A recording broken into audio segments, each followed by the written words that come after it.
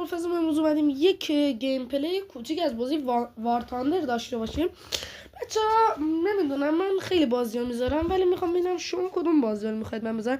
وار تاندر یه بازی خفن جنگیه که فقط با ماشین و هواپیما و تانک و کشتی کلا انجام میشه. شما تو ویدیو بعدی میخوام بهم چالش بدید که با تانک مثلا برم 5 تا تانک بزنم، 6 تا تانک، یه چالش های با هواپیما یا تانک یا کشتی بدید که توی ویدیو بعدی براتون بذارم. الان یه گیم پلی کوچیک از هواپیماش براتون میذارم، حالا ببینید دیگه. اگه خوشتون اومد بگید تو کامنت چالش بدید. همین دیگه. مچ استارت شد.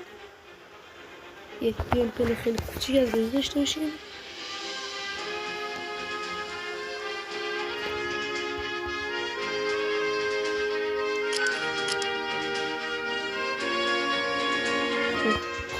سریع وارد بازی شد.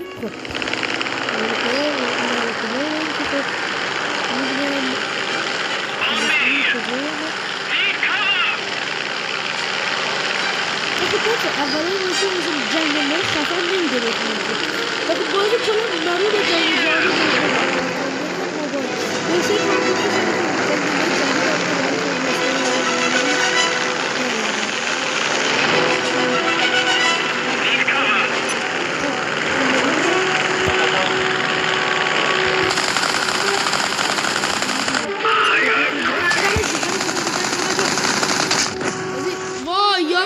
کله تو کله کشید رو خیلی بد زد رو من.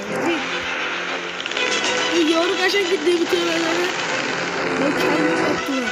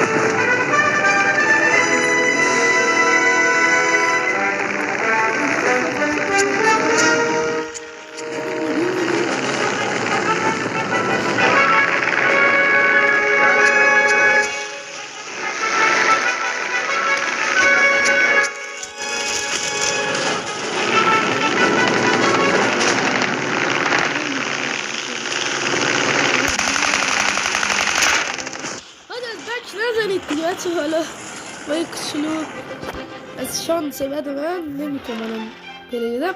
خب تو ویدیو بعدی حتما میاییم و گیم پلی از این باز میذاریم. اگه خوشتون اومد تو کامنت ها بگید چالش بدید بهمون بریم انجام بدیم.